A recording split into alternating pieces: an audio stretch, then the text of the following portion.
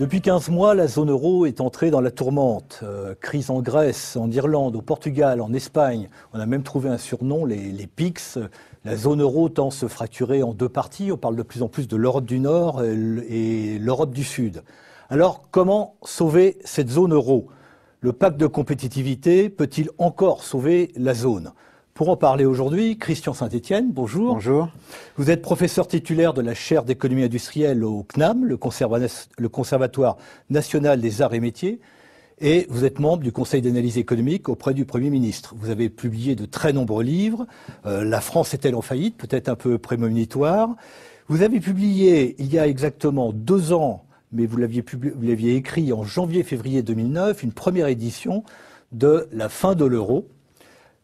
Première édition qui était un petit peu prémonitoire, et je crois que beaucoup de gens à l'époque dans le monde économique vous avez traité un petit peu de fou et dire vous êtes un peu fou et criminel presque de publier un livre pareil. Je note dans cette première édition que j'ai relue attentivement pour voir si vous aviez trafiqué entre les deux éditions. Soit les pays membres de la zone euro trouvent la force de construire les fondements d'un gouvernement économique, soit ils devront se préparer à un éclatement de la zone. Bien, on sent bien qu'aujourd'hui, on est au bord de cette situation, crise après crise, et on va essayer de voir comment on peut en sortir, ou est-ce qu'on peut en sortir. Première question, en lisant votre deuxième édition, mais j'ai bien vérifié que c'était dans la première. Alors, ça l'était? Ça l'était bien, j'ai regardé page par page. Je vois que... Vous faites 3 critiques majeures sur l'euro, 3 critiques quasiment théoriques. Première critique: la zone euro n'est pas une zone monétaire optimale. Qu'entendez-vous par là? Donc, c'est un concept qui a été développé par les économistes dans les années 60-70. C'est l'idée que si on veut mettre ensemble des pays souverains et faire en sorte qu'ils partagent la même monnaie, il faut qu'il y ait un certain nombre de conditions qui soient vérifiées pour que ça ait un sens.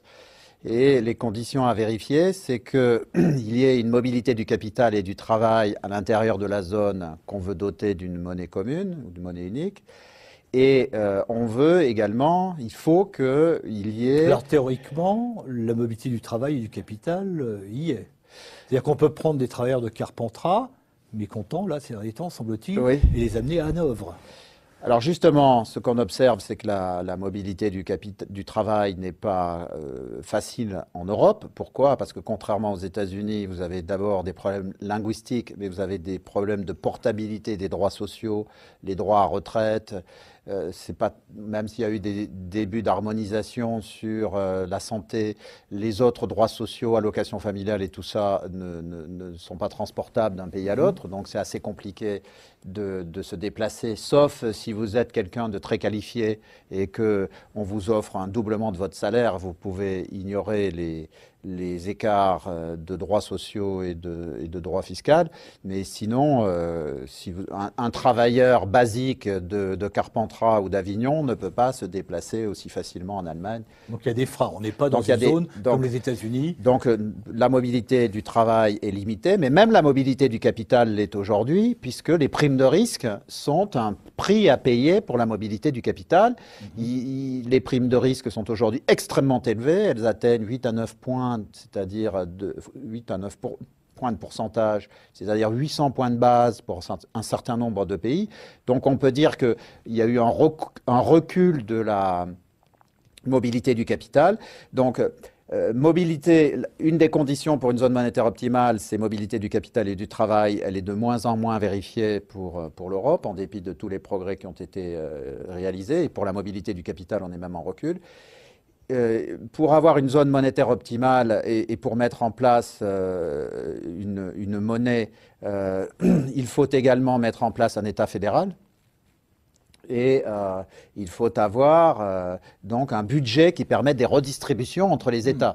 Alors ça, c'est votre deuxième critique. La zone monétaire européenne, la ZMO en quelque sorte, n'est pas un État intégré.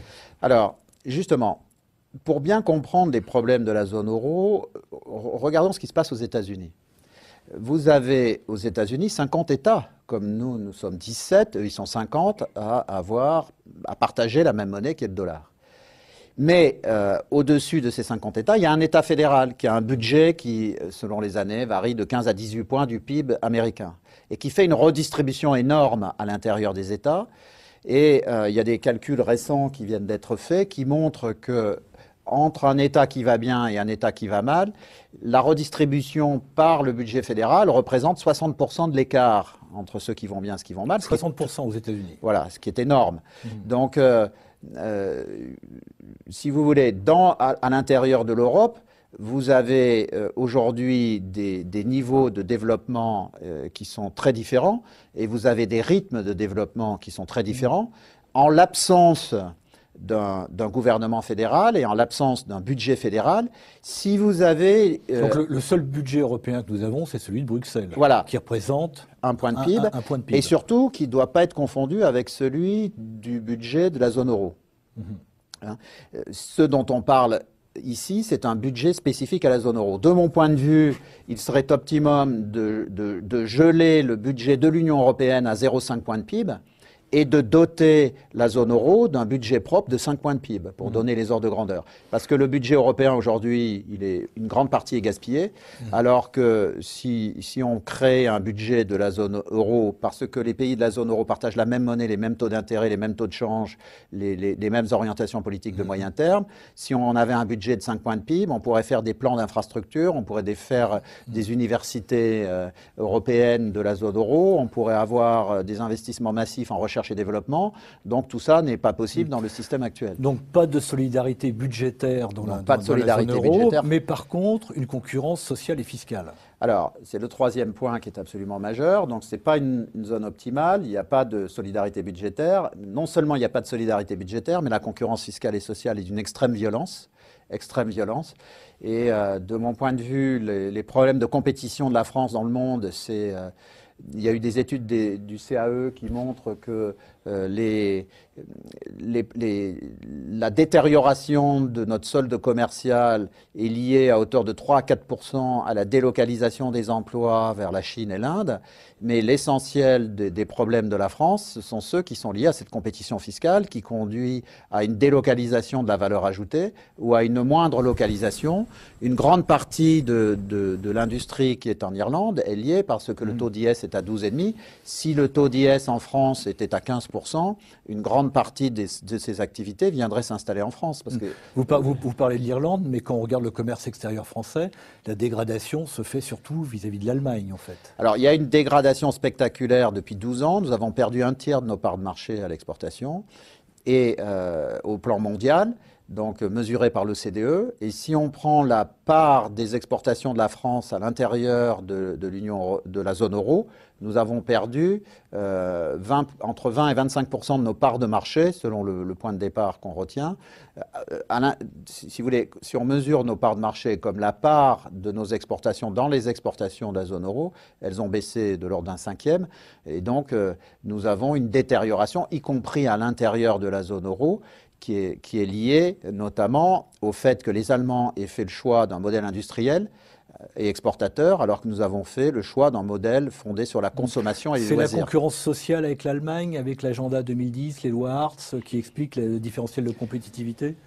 Si vous voulez, en 1995, l'Allemagne avait un problème de compétitivité comme nous, mais ils ont fait pendant 15 ans un effort pour reconstruire l'Allemagne site productif, le Standort Deutschland. Ils ont fait des efforts continus sous tous les gouvernements, l'essentiel des efforts ayant été fait d'ailleurs par le chancelier Schröder, dont je pense que la place dans l'histoire sera fortement réévaluée, puisque en fait Madame Merkel... Chancelier social-démocrate, rappelons-le. Voilà, absolument. Puisque Madame Merkel a fait essentiellement que gérer l'héritage de Schröder, en rajoutant donc la mesure essentielle de 2007, qui est la hausse de 3 points de TVA, pour 1 point financer les baisses de cotisation chômage d'une part, et à hauteur de 2 points pour financer la baisse de l'impôt sur les sociétés. Donc l'Allemagne, en 2007, rejoint le camp des pays qui font de la compétition fiscale. Et la France reste le dernier pays qui est hors de cette compétition fiscale. Comme il nous reste encore un petit peu d'économie, nous sommes la dinde qui est posée sur la table. Et par la compétition fiscale, tout le monde vient découper des morceaux de viande pour se servir, puisque la compétition fiscale vise à délocaliser la valeur ajoutée de la France vers les pays voisins sous l'effet de cette compétition fiscale qui, pour moi, représente 90% des problèmes de compétitivité de la France.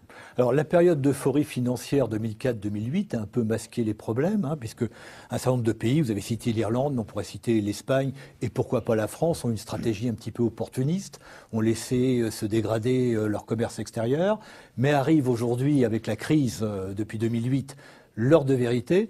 Et on s'aperçoit qu'alors qu'on pensait que la zone euro allait conduire à une convergence des économies, on a plutôt assisté à une divergence des économies avec 2 zones euro finalement. Alors une divergence brutale, beaucoup plus rapide que ce qu'on imaginait, avec une zone nord centrée sur l'Allemagne, les Pays-Bas et l'Autriche, qui a un excédent extérieur durable depuis plusieurs années de ses comptes, qui est de l'ordre de 4 points de PIB, et une zone sud centrée sur France, Italie, Espagne, Portugal, qui a un déficit de l'ordre de 4 points de PIB, donc plus 4 au nord, moins 4 au sud. Mais surtout, les pays du nord, c'est une des raisons de leur performance, ont choisi un modèle industriel de développement, alors que les pays du sud se sont fortement désindustrialisés. Pour travailler sur ce livre et sur un autre qui sort en même temps sur la réforme fiscale, je suis allé regarder dans les statistiques Eurostat exactement le poids de la valeur ajoutée industrielle depuis une douzaine d'années. Et j'ai été stupéfait d'observer que la France était le pays dont la part de valeur ajoutée de l'industrie dans le PIB avait le plus baissé. Donc on a perdu, la part de la valeur ajoutée industrielle dans le PIB a baissé de 28% en 10 ans. Donc c'est un effondrement de notre système industriel. Ça se traduit notamment, par exemple, de façon spectaculaire dans l'automobile, où en 2000, nous produisions 5 millions de voitures, 2 tiers en France, 1 tiers à l'étranger. On produit un tout petit peu plus, les constructeurs nationaux produisent un tout petit peu plus que 5 millions de voitures, mais aujourd'hui, c'est 2 tiers à l'étranger, 1 tiers en France. Donc il y a eu, alors que l'Allemagne a fait des choix totalement différents, ils ont fait le choix, au contraire, de continuer de produire en Allemagne, même si c'est à partir de pièces qui sont importées de Tchéquie ou de Pologne ou de Slovaquie. Donc on a fait des choix très différents de modèles industriels. Et donc, ça, ce que vous évoquez, c'est le tropisme de l'Allemagne d'aller vers l'Est. Oui, et donc on a aujourd'hui une différence de modèle de développement économique avec des performances très favorables du modèle industriel exportateur choisi par l'Allemagne, les Pays-Bas, l'Autriche, alors que le modèle consommateur et loisir du Sud, surtout France-Espagne, moins l'Italie, mais le modèle l'Italie qui va d'ailleurs marginalement mieux que la France, contrairement à tout ce qu'on dit, puisque d'abord l'Italie, le déficit public italien lui donne un solde primaire à l'équilibre, alors que nous, on a toujours un solde primaire déficitaire. Et puis, l'essentiel de la dette publique italienne est détenue par les Italiens, alors que nous, 70% de la dette publique française est détenue par des fonds étrangers, ce qui nous rend extrêmement sensibles à l'opinion des investisseurs étrangers. C'est pour ça qu'on certainement évoqué à un moment ou à un autre les risques futurs sur la zone euro, mais la part très élevée de détention de la dette publique française par des investisseurs étrangers. Ça a été une volonté publique, que la dette publique soit détenue par des non-résidents. Bien sûr, c'était plus qu'une volonté publique, c'était un brevet de bonne gestion que les hauts fonctionnaires de Bercy s'attribuaient en disant, voyez, on est bien coté au plan international puisque tout le monde va acheter notre dette. Mais maintenant, on est piégé par ça. Et maintenant, on est totalement piégé par ça.